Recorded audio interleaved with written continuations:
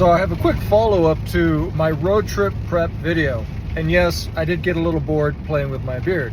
The follow-up is in regards to Rain-X. We hit some pretty interesting weather here in Utah, and the Rain-X is working. Let me show you.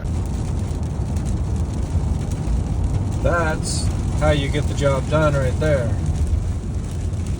And yes, this is one of those rare opportunities where I get to be the passenger princess. I mean, we do live in that world now, right?